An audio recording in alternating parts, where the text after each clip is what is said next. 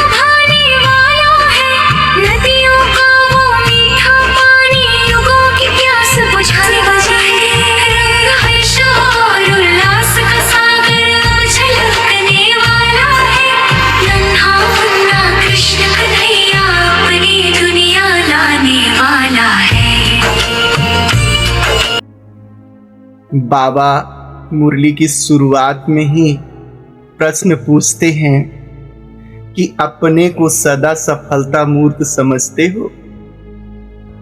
सहज ही सफलता प्राप्त होते हुए अनुभव करते हो? ये अनुभव करते हो कि सफलता सहज मिल जा रही है या बड़ी मेहनत के बाद मिल रही है? ऐसे बाबा कहते हैं। सफलता मूर्त का मतलब ही है निरंतर सहज रूप से सफलता मिलते रहना, हर चीज में सफल होना। पापड़ बेल के मिले, कर्म कूटना पड़े, मेहनत करना पड़े, तो बाबा उसको सफलता मूर्त नहीं कहते हैं। ये तो दुनिया के लोग भी कभी कभी मेहनत करके, संघर्ष करके कुछ चीजों में सफलता प्राप्त कर लेते हैं, कभी कभी सफल नहीं होते हैं। लेकिन बाबा अपने बच्चों में चाहते हैं कि उनका हर कदम सफल हो और सहजता से वो सफलता को प्राप्त करें। मेहनत करके नहीं, कर्म कूट के नहीं, तब उसको कहा जाएगा सफलता मूर्त बनना। बाबा ने आज गणित के रूप में समझाया है कि मान लो कि आपको 10 कार्य हैं और 10 कार्य में सफलता मिली और एक में असफलता मिली, तो आपको सफलता मूर्त नहीं कहा जाएगा। 10 बार आप सफल हुए, लेकिन अगर एक बार भी असफल हो गए तो आपको सफलता मूर्त नहीं कहा जाएगा। ये है सफलता मूर्त माना 100% सफल, ऐसे बाबा बनाना चाहते। तो वो कैसे होगा? सूझबूझ के कारण। जितनी सूझबूझ के अनुसार हम कर्म करेंगे उतना सफलता मिलेगी। इसके उदाहरण के रूप में हम देख सकते हैं कि जो राम है, कृष्ण है और विष्णु जी हैं, ऐसे ये 3 देवताएं ऐसे दिखाते हैं जो शायद कभी ही असफल हुए।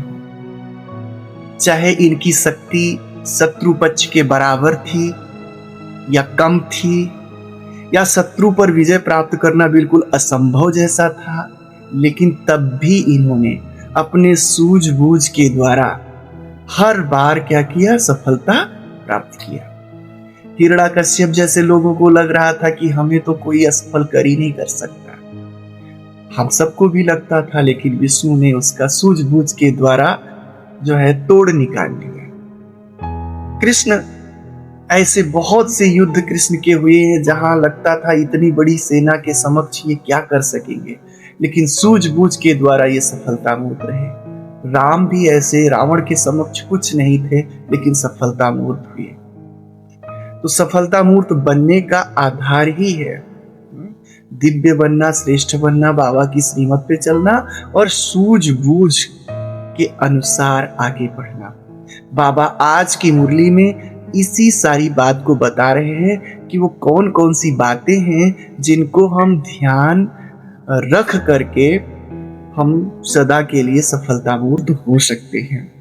और उसी में इंद्र जैसे लोग भी रहे हैं जो कभी कभी क्या हो जाते थे? क्या हो जाते थे? असफल भी हो जाते थे। कई जगहों पे सफल होते थे, कई जगहों पे असफल हो जाते थे। असुर उनको परास्त कर देते थे। उसका कारण क्या था? कारण ये था कि इंद्र जैसे लोग, जो मध्यम किस्म के जो देवता लोग थे, ये क्या है, कभी कभी अहंकार में आ जाते थे, कहीं ना कहीं राग रंग में आ जाते थे, तो ये अपनी तपस्या को भूल जाते थे, अपनी स्टेज से हट जाते थे और असफल हो जाते थे। बाबा के घर में भी आज हम सब 3 प्रकार के बच्चे हैं, उत्तम, मध्यम, कनिष्ठ। उत्तम ब्रह्मा कुमार, मध्यम ब्रह्मा कुमार, कनिष्ठ। ये है उत्तम जो है वो समझो ब्रह्मा विष्णु लेवल का है, वो सदा सफलता मूर्त ही रहेगा, वो उत्तम में आ जाएगा। मध्यम में कभी सफल कभी असफल होते रहेंगे आप। बाबा यहां कहते हैं सदा और सहज सफलता न मिलने का कारण क्या है? यहां 2 शब्द को हमें ध्यान रखना है, एक तो सदा और दूसरा सहज। सफलता मिले तो कैसे? सहज रीति से। और सदा मिले तो नहीं मिल रहा है, उसका कारण क्या है और निवारण क्या है? बाबा एक एक बात बताएंगे। कारण में बाबा कहते हैं कि प्लान और प्रैक्टिकल समान ना होना। पहला कारण तो ये है कि सदा सफल नहीं हो रहे हो, उसका कारण है आपका जो प्लान है, प्लान बड़ी बड़ी बनाते हो, लेकिन वो सारा प्लान एग्जीक्यूट नहीं कर पाते हो, ये है, उसको प्रैक्टिकल में नहीं ला पाते हो। और प्रैक्टिकल में क्यों नहीं ला पाते हो? उसका कारण बाबा ने बताया कि प्रैक्टिकल में इसलिए नहीं ला पाते हो क्योंकि शक्तियों की कमी है, पावरफुल नहीं हो। विशेषकर सफलता होने के लिए 2 शक्तियों की जरूरत है, इसमें बाबा कहते हैं, और वो 2 शक्तियां ना होने के कारण अथवा उनका यूज ना आने के कारण, कि उनको हम समय पर कैसे यूज करें, ये ना आने के कारण आप प्लान को प्रैक्टिकल नहीं कर पाते हो और सफल नहीं होते हो। तो आइए हम सब देखते हो कौन सी 2 शक्तियां हैं। बाबा कहते हैं पहली है संग्राम करने की शक्ति और दूसरा है संग्रह करने की शक्ति। संग्राम करने की शक्ति का मतलब यह हुआ कि आपको बाहर की दुनिया से संग्राम नहीं करना है, बाहर की दुनिया से युद्ध नहीं करना है, बल्कि अपने ही पुराने संस्कारों और माया के विघ्नों से युद्ध करना है। तो हम उल्टा करते हैं, अपनों से युद्ध करते हैं, बाहर से युद्ध करते हैं और अपने अंदर जो माया के जो पुराने संस्कार हैं और माया के विघ्न हैं, उनसे हम नहीं युद्ध करते। तो एक तो ये हुआ संग्राम करने की शक्ति, और दूसरा बाबा कहते हैं संग्रह करने की शक्ति, इकट्ठा करने की। कौन कौन सी चीजें इकट्ठा करना है? तो दो चीजें हैं बाबा ने कहा। एक तो दिव्य गुणों का संग्रह करना है। दिव्य गुणों की कमी होने के कारण आप सदा सफलता मूर्त नहीं रहते। और दूसरा लोक संग्रह करना है। लोक संग्रह का मतलब होता है लोगों का संग्रह करना है। जो आपका संगठन है, आपके जो संबंध संपर्क के लोग हैं, उनको आप संजो के रख सकते हैं या अपने आचरण के द्वारा आप उनको बिखेर दे रहे हैं, आपके पास संग्रह नहीं कर पा रहे हैं। तो दोनों संग्रह करना है, दिव्य गुणों का, अच्छे चरित्र का, और जो है लोगों का। बाबा कहते हैं ये संग्राम और सफलता के उदाहरण देते हुए बाबा कहते हैं जैसे कोई योद्धा को देखो। योद्धा के पास तलवार होती है एक हाथ में और दूसरे हाथ में ढाल होती है। ढाल है संग्रह करने की शक्ति और तलवार है संग्राम करने की शक्ति। अगर कोई योद्धा के पास ये दोनों है तो वो सफलता आसानी से हो जाता है। बाबा कहते हैं कि अब अगर आपके पास ये दोनों है तो दोनों को चलाना भी आना चाहिए। ढाल है, तलवार है, तो इसकी ट्रेनिंग भी होनी चाहिए। बाबा कहते हैं कि आपके पास शक्तियां हैं लेकिन इनका उचित प्रयोग न आने के कारण असफलता हो जाती है। इनमें से एक भी कम हो, ढाल ना हो और कोई योद्धा तलवार से ही उतर जाए, या ना हो तो असफलता हो जाती है। तो हमारे पास ढाल भी होना चाहिए। जो हमारा संगठन है, ढाल क्या करती है? योद्धा की रक्षा करती है। तो जो संगठन है, जो हमारे लोग हैं, हमारे दिव्य गुण हैं, वो हमारी रक्षा करते हैं। और जो तलवार है वो हमारे अंदर के जो संस्कार हैं, बुरे संस्कार हैं, उनका विनाश करती है। वो संग्राम का द्योतक है। तो बाबा कहते हैं जैसे कोई योद्धा कहे, युद्ध के मैदान में उतरे और वो कहे भाई रुको पहले हम तलवार भांज ले फिर ढाल उठाएंगे, तो उसकी विजय होगी? नहीं होगी। ढाल और तलवार दोनों साथ साथ। इसलिए बाबा कहते हैं संग्रह और संग्राम, ये दोनों शक्तियों को साथ साथ ही यूज करना है। ऐसे बाबा सिखाते हैं इसकी ट्रेनिंग करना। दूसरा फिर उदाहरण देते, सफलता मूर्त बनने का कारण है हम एक योद्धा बने, संग्राम और संग्रह दोनों शक्तियों को साथ साथ ढाल और तलवार के मुआफिक यूज करें। दूसरा बाबा देते हैं कैमरे का उदाहरण। बाबा कहते हैं कि जैसे मान लिया जाए आपको फोटो खिंचाना है, चलते फिरते ऐसे ही कोई फोटो खींच लेता है तो अच्छा आता है? नहीं आता है। कभी चेहरा कुछ ऐसे आ गया, कभी जो है आपके वस्त्र कुछ ऊपर नीचे हो गए ऐसे। और आप जब फोटो खिंचाना होता है तो क्या करते हो? पहले अपने पोज को ठीक ठाक करते हो, उसके बाद आप फोटो खिंचाते हो तो फोटो अच्छा आता है। लेकिन अगर आपका फोटो ले लिया जाए उसके बाद कहो कि अब हम पोज ठीक करें, तो फोटो तो ले लिया गया ना, अब आप कुछ नहीं कर सकते। आप बहुत ठीक करो तो क्या। ऐसे बाबा स्टेज का उदाहरण देते हैं कि जैसे मान लो आपको स्टेज पे कोई एक्टिंग करनी है, वहां पे आप बिना सोचे समझे गए एक्टिंग कर दिए, और बाद में एक्टिंग के बाद जब लोगों का रिएक्शन आया तो पता चला कि ये तो गड़बड़ हो गया, ऐसे नहीं, ऐसे होना चाहिए। स्टेज से नीचे उतर के आप और अच्छी एक्टिंग करो, तो अब कोई देखने वाला है? अब कोई देखने वाला नहीं है।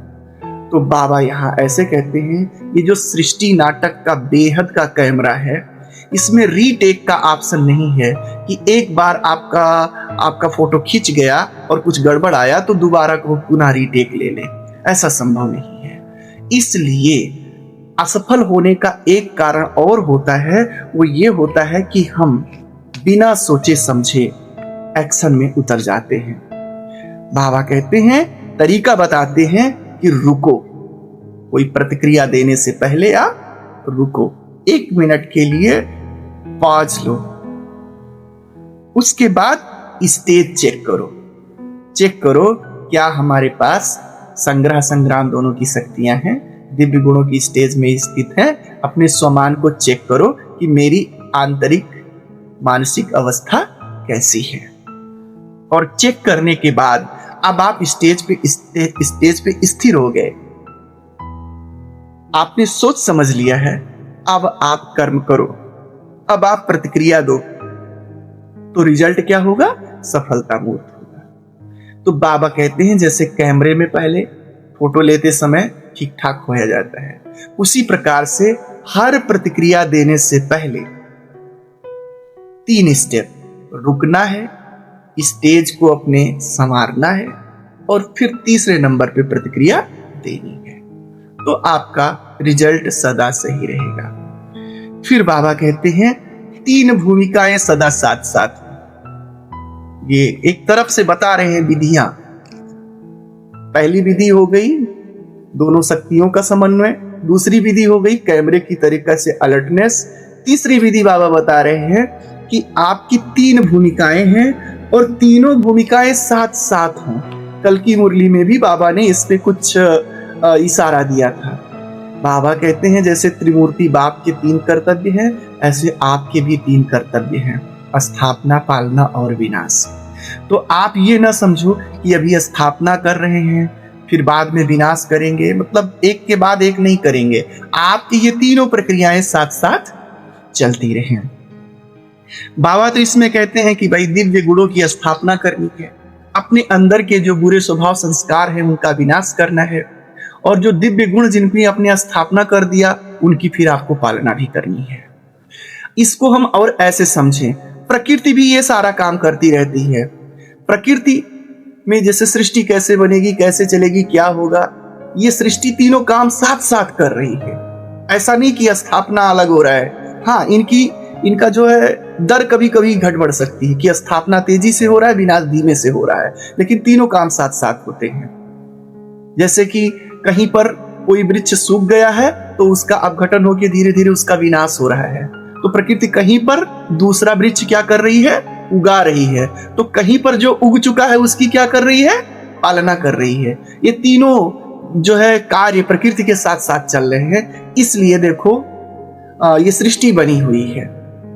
बाबा कहते हैं एक और उदाहरण हम ले सकते हैं, आजकल की जो टेक्नोलॉजी में होता है, कोई ऐप बन गया या कोई एंड्रॉइड सिस्टम जो हमारे आपके मोबाइल फोन का आदि का बना होता है, कोई ऐप बन गया तो ऐप बनने के बाद आपके देखो ऐप में अपडेट आता रहता है।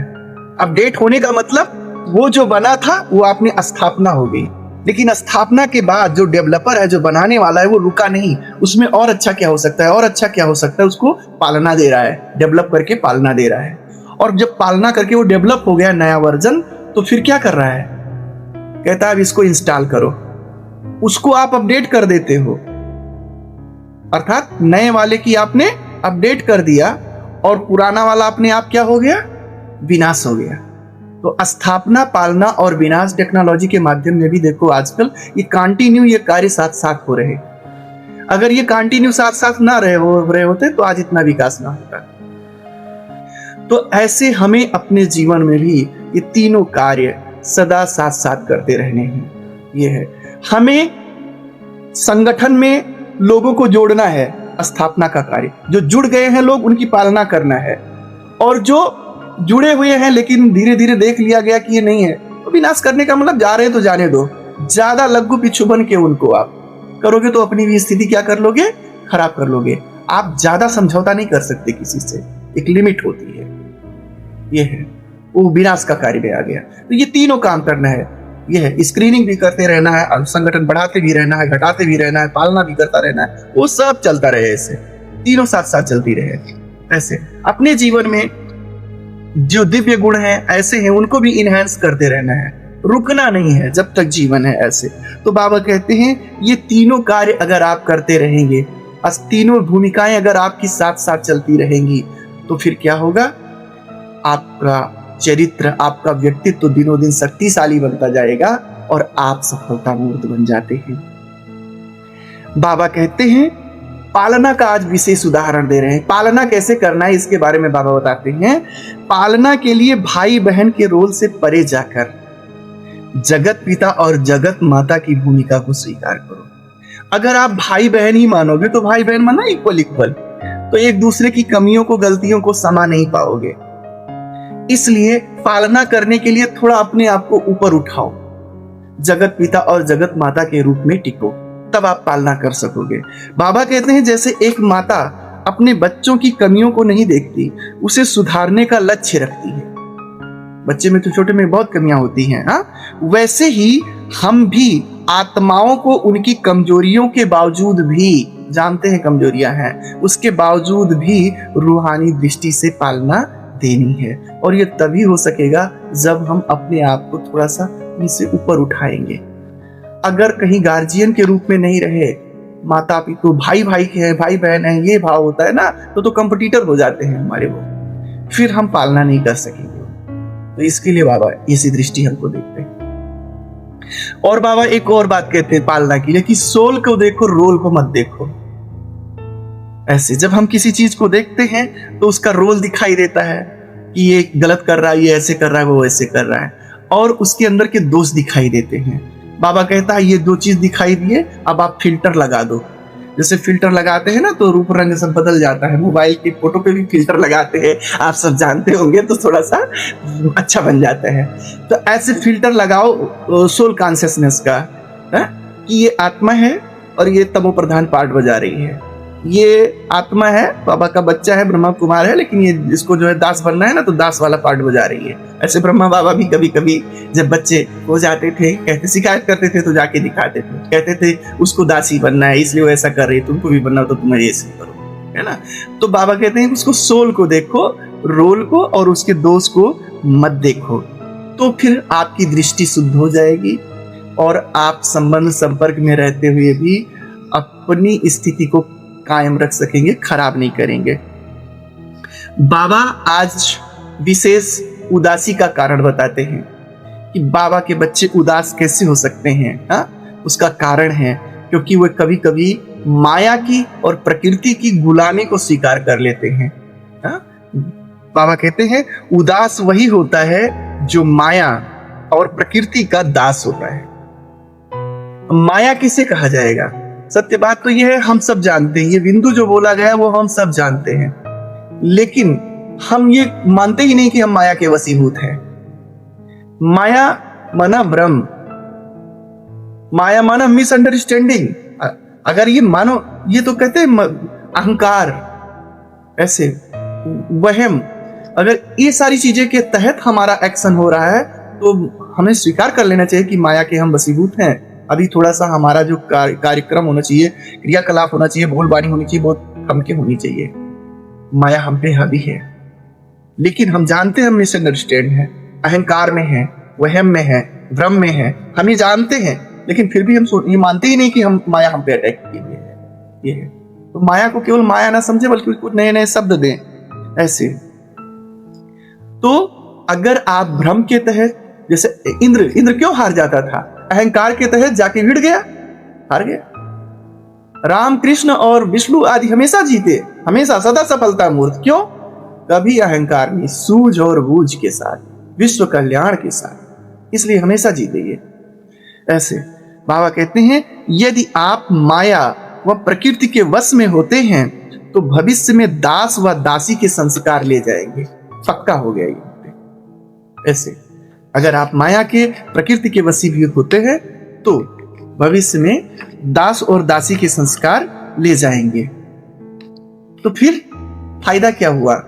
इतना पुरुषार्थ करके बाबा का बच्चा बनने का फिर फायदा क्या हुआ?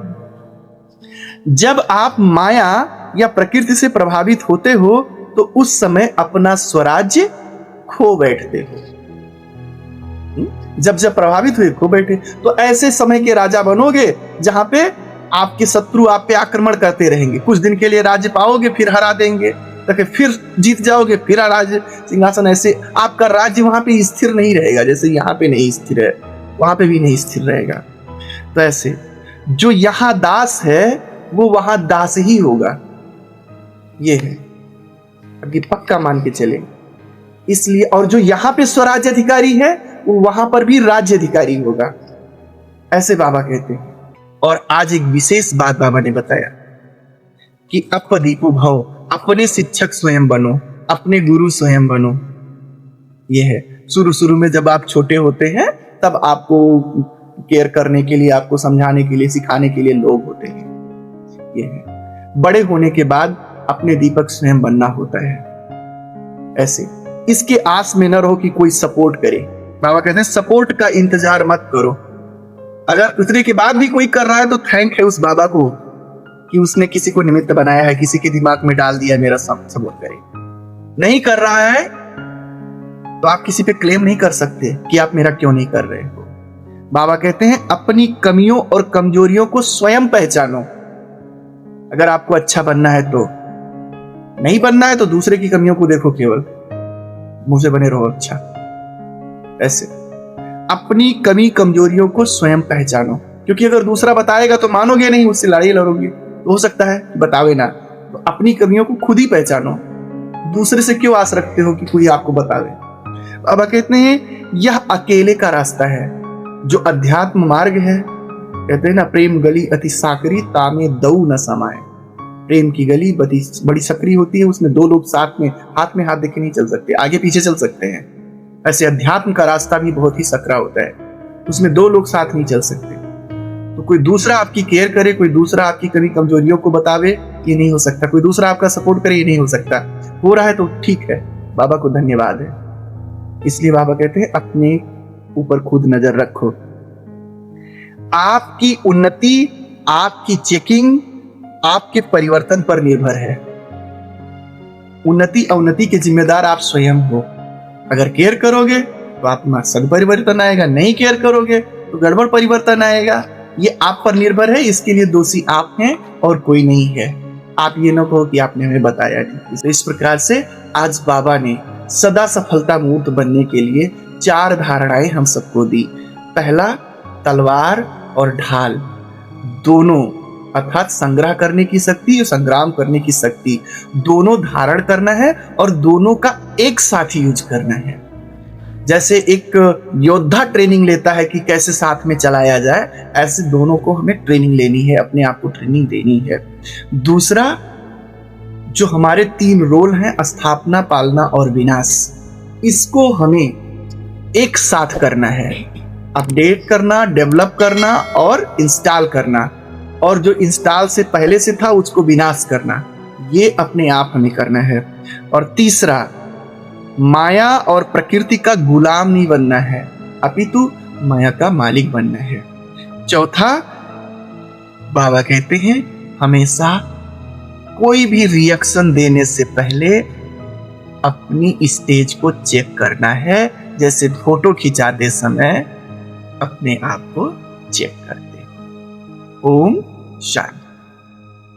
शांति की शक्ति से शांति जग में लानी है। शांत मन हो, तन हो शीतल। शांत मन हो, तन हो शीतल। ऐसी दुनिया बनानी